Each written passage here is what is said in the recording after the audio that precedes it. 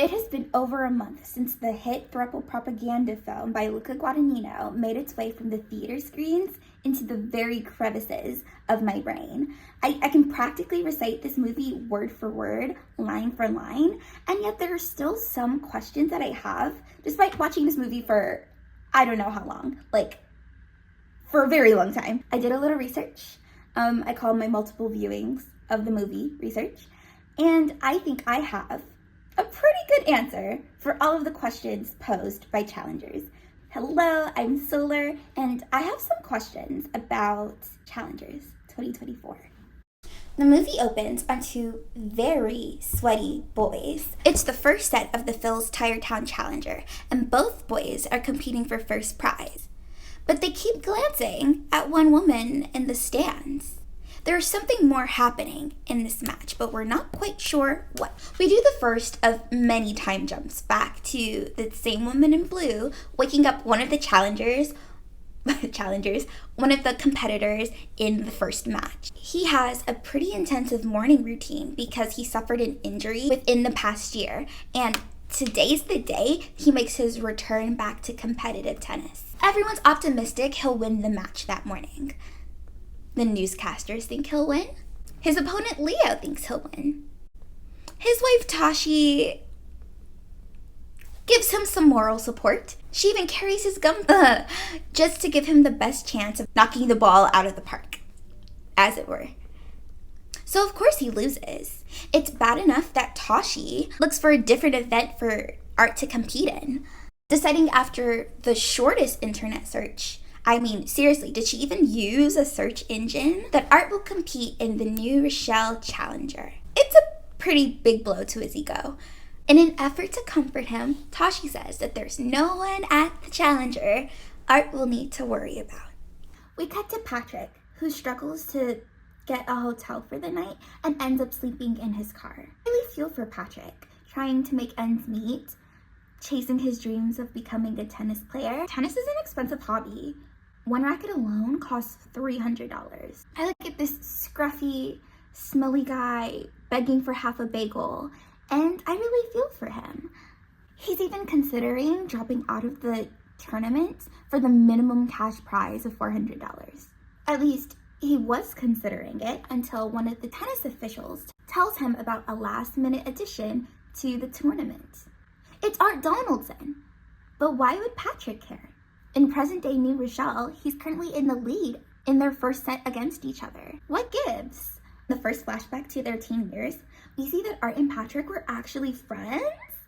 They even played together in their last Junior Open doubles match. They went together as a team, for the most part. I can't speak to the other points, but in the match point, Art didn't touch the ball at all. Art begs Patrick to let him win the next time they have a game together, establishing Patrick as the better tennis player of the pair. They make their way to the women's juniors finals, where they see Tashi just dominating the tennis court. The boys are transfixed, and even though Art initially wanted to go back to their hotel to spend more time with spend time practicing for their finals against each other, they both end up at Tashi's party, admiring her photos on the wall. It really sets the tone for the core Patrick-Tashi Art dynamics the entire movie. Patrick is frowning at Tashi's Adidas photo shoot photo, while Art is transfixed in front of the one that, makes Tashi look like an angel in tennis lights.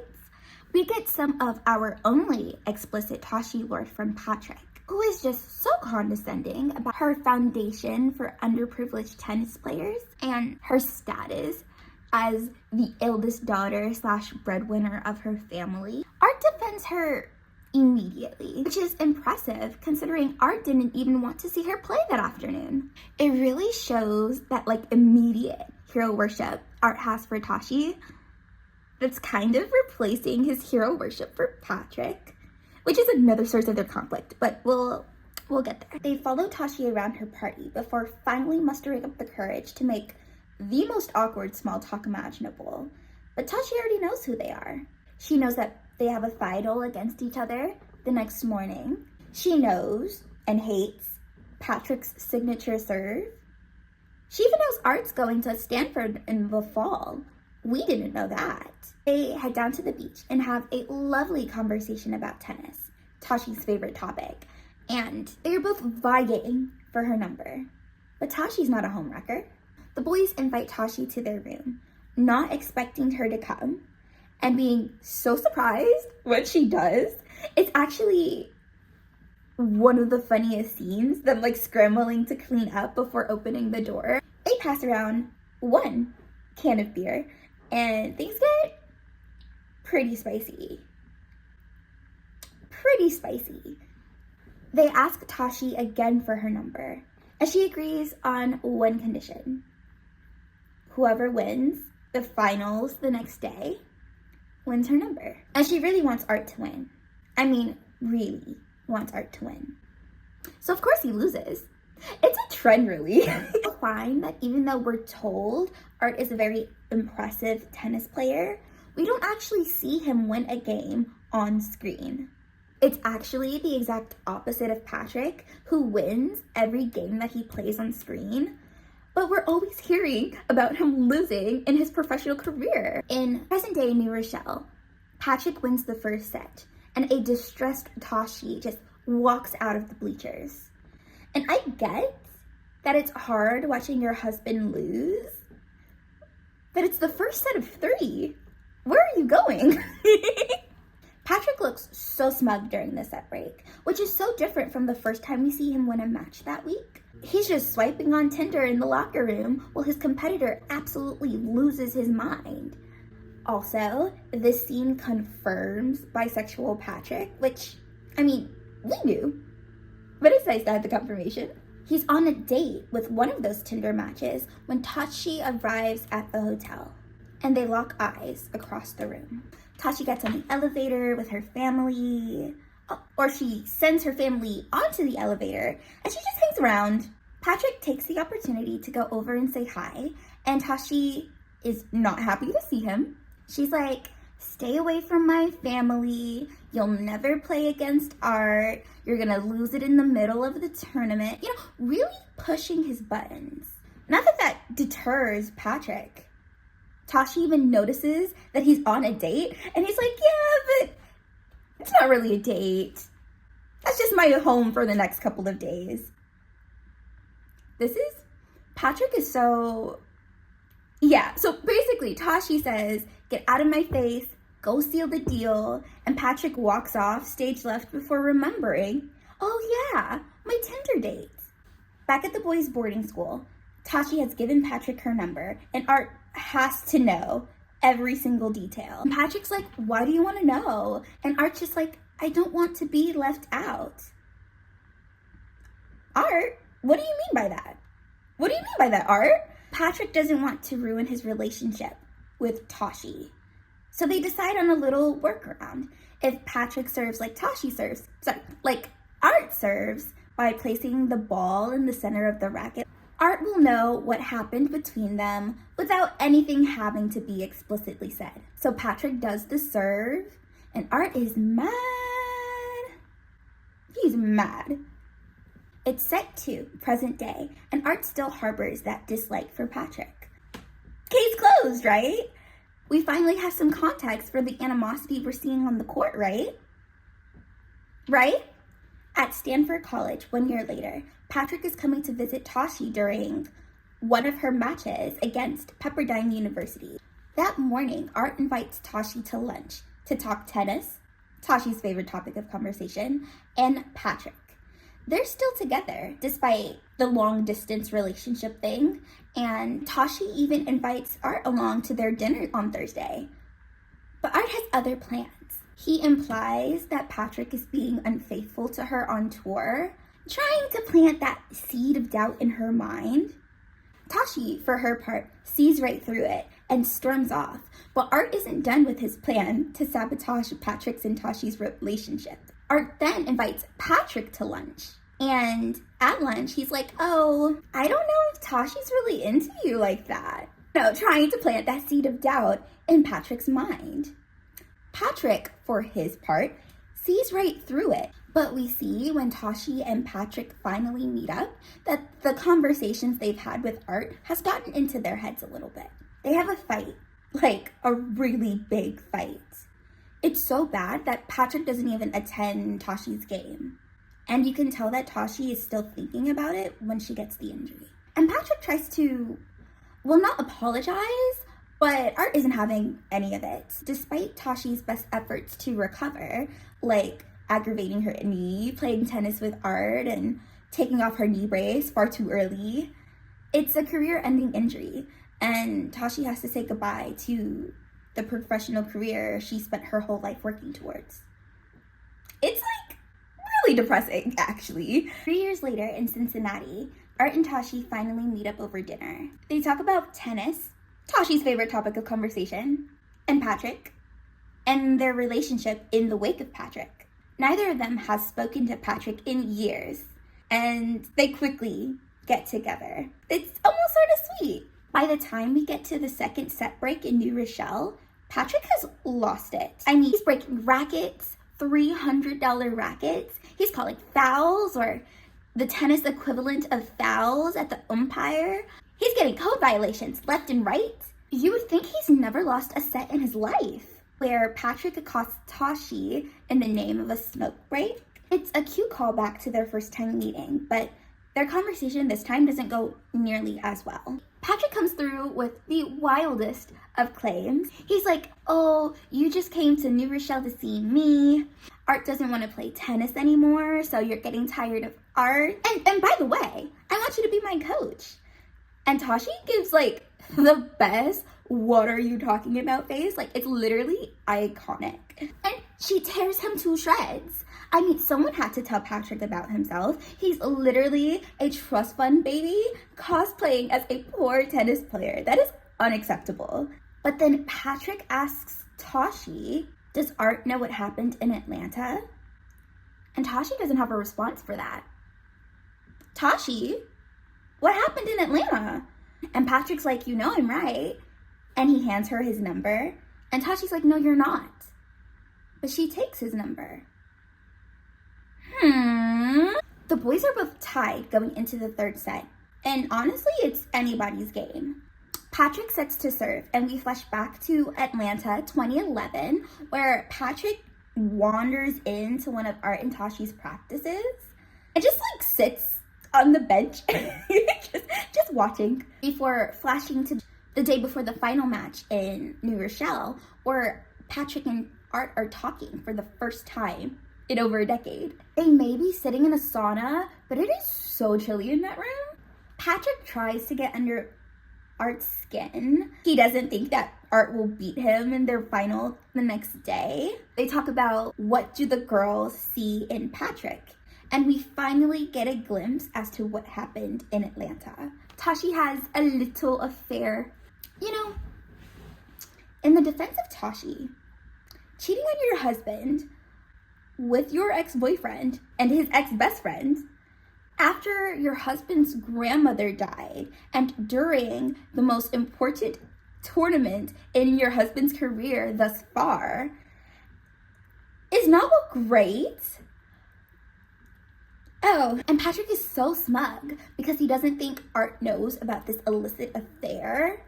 But we cut to later that night when Art comes down to the lobby, probably looking for his wife, and sees Patrick and Tashi talking.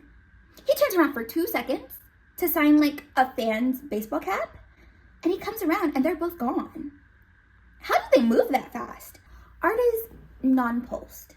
He says that it doesn't matter what happened in the past because he wins the important points. He wins the important games. And Patrick confesses that he misses playing with Art.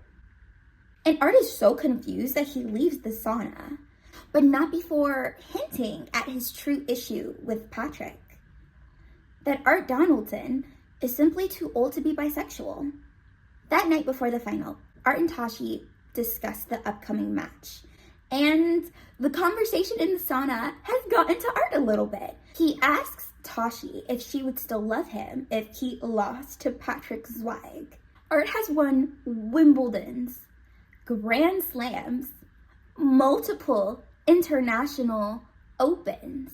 And Tashi, who has been his coach for the better part of a decade, who has defended his tennis prowess to everybody at any chance she got, looks her husband dead in his eye and says, if you don't win tomorrow, I'm divorcing you. And then she says, I'm saying this to help you. I don't think that helps anybody. I go to bed early that night, and by midnight, Tashi's pulling up that piece of paper. She's dialing up Patrick. She walks out of the hotel into the storm that has been brewing the entire day. We keep cutting back to the third set, and Tashi is in the bleachers, so distressed because someone decided that the fate of her marriage rests on the outcome of a tennis match. In Patrick's car, Patrick is like, let's go back to my hotel. I have a hotel now. He could have stayed at the Ritz this entire time. And Tashi's like, no, I'm not here for that. I want you to lose the match to Art tomorrow. And of course it becomes an argument. Patrick is like, you're such a loser. And Tashi's like, take me back to my hotel. And they're sitting quietly on the way back when Patrick suddenly decides that he'll do it. And of course, Tashi wants an explanation. And he's like, I'm not your husband. You're not going to get an explanation, but I'll do it. This argument ends with Tashi leaving the car. And Patrick runs after her like, your hotel's in the other direction. He's been driving in circles this entire time. And I don't know what does it. Maybe it's the trash blowing all around them. Maybe it's because Patrick can handle a little spit to the face. But Tashi and Patrick do as one does. And after, while they're pillow talking, Tashi asks, how will she know that Patrick's going to do what he says he's going to do, which is throw the match to Art? And Patrick's like, you won't. Literally the worst person ever. Like, Patrick sucks. We get back to the final match of Phil's Tired Town Challenger. It's Patrick's turn to serve. The first serve is called out, but the second serve, Patrick takes a long time to hit the ball. Like a really long time. He's looking between Art and Tashi, and he's deciding to do something. And when he finally goes to serve, we see what it is. Patrick serves like Art serves, by placing the ball in the center of the racket. The meaning is still the same. When he serves, Art doesn't even move. Like, he doesn't even lift his racket. He's so stunned. And Tashi's in the crowd, knowing something just happened, but having no idea what. Art takes a second to sweat on the camera and compose himself.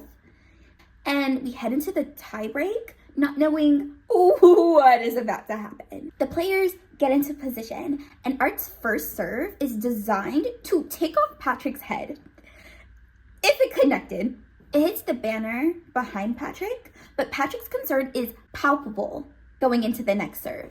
I don't know what it is, but when Art goes to serve and he places the ball in the center of the racket, he and Patrick share a smile. And all of that history comes back. They were best friends. BFTFs. Best friends that fuck. The next tennis sequence is so stylized. We, the camera, become the tennis ball. And we just get whacked around by Art and Patrick. And then it transitions to this aerial shot of the court from the sky. Tashi is fidgeting in the stands, but not from worry. From excitement. We see their knees as they get closer and closer to the net. Nobody's knees breaks.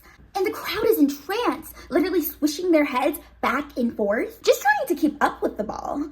Art gets so into the game, he leaps 15 feet in the air, tripping over the net just to get the point. But don't worry, Patrick is there to catch him when he falls. The crowd erupts into cheers, and the boys embrace in the middle of the court, together again at last. And the movie ends on a freeze frame of Tashi's face, mid-scream. She finally got to watch some really good tennis after all. Challengers was a good movie. I think we ended on a bit of a cliffhanger. I liked so much about it, but there are still questions that I have that I'm going to try my best to answer for you guys right now. So question 1, did Tashi know that Patrick was going to be at New Rochelle? It is suspicious that Tashi had the New Rochelle Challenger information pulled up on her phone, but I went to atptour.com just to check to see if the information of the players of the tournament was visible on the website, and it's not. You can only see the names of the players once a tournament is in session. So even though that one line was too ironic, I don't think that Tashi knew Patrick was going to be at the New Rochelle Challenger. Number 2, is Tashi evil? No, I think Tashi is just homeschooled. Tashi is just the eldest daughter / child breadwinner of her family. But to be serious, Tashi isn't any more evil than Patrick, who, I mean, the sins of Patrick are many. Or Art, who literally broke up his best friend's relationship because he was feeling a little insecure. Sorry guys, like, they're all the same amount of evil, and that's why they belong together. Is Lily Patrick's baby? The people are saying that Lily is Patrick and Tashi's baby from their night together in Atlanta. The evidence? Lily has dark hair, Patrick has dark hair, and Art is blonde. That's just the way children of a biracial black woman and a white man look like. We have heard of Punnett squares, right? Also, Tashi's white mom has dark hair, and dark hair is a dominant gene. Even if Art was Lily's father, sorry, Lily would still have dark hair. However, in the hotel, when Tashi brings up Lily to Patrick for the first time, she says, Lily, our daughter. As she could be referring to Art, but she is currently talking to Patrick. I don't know. Also, when they were arguing in the car the night before the New Rochelle Challenger, she only leaves the car after Patrick calls her a MILF. They've been arguing nonstop for a week, and that was Tashi's final straw? I don't know. I don't have enough evidence to draw a complete conclusion, but the conception math is mathing. And that's all I'll say. Whose shirt is that? This is a question only I had. So obviously, when Patrick finds Tashi in Atlanta, he's wearing the I Told Ya t-shirt from Tashi's days at Stanford. But when Tashi calls Patrick from the Ritz, she puts on a white shirt over her nightdress, and I thought that that was the white shirt Patrick took off in her dorm room from like 13 years ago, or 13 years prior. But on a second viewing, Patrick took his shirt off on the right side of the room, and when Tashi puts her shirt on again, she's on the left side of the room. So like that was her shirt. The only person stealing shirts is Patrick. Who won the Challenger? The simple answer is no one has won yet. The last point that Patrick wins is 1 point out of the 7 points needed to win the tiebreak. The tiebreak continues well after the credits roll, but I think we can approximate who wins based off of their prior performances. But depending on the way you consider it, the answer changes. Okay, so like, if we consider that all of Art's losses have been documented on screen, every time we see Art pick up a racket, swing a racket, he loses that game. Meaning, Patrick wins the tiebreak, Patrick wins. However, the remainder of the tiebreak is played off screen. And you know who loses every match that happens off screen? Patrick. Ergo, i.e., Art wins the tiebreak, Art wins. Except Patrick has been known to be the better tennis player since the beginning of the film. Art asks Patrick to throw the match to him during their junior open. Tashi literally asked Patrick to throw their current match, implying that she also thinks that Patrick is a better tennis player than Art. Patrick won the first point of the tiebreak. Patrick wins. Except Art is a better tennis player than anyone, including Tashi, could anticipate. The Atlanta Open, the newscasters are raving about Art's 140 miles per hour serve, which is even faster than what Tashi thought his serve would be. She only anticipated his serve being 135 miles an hour. Also, is that possible? That means Art wins. At the end of the day, though, we're not seeing the game from Art's perspective or Patrick's perspective. We're seeing the game from Tashi's perspective. And to Tashi, tennis is a relationship.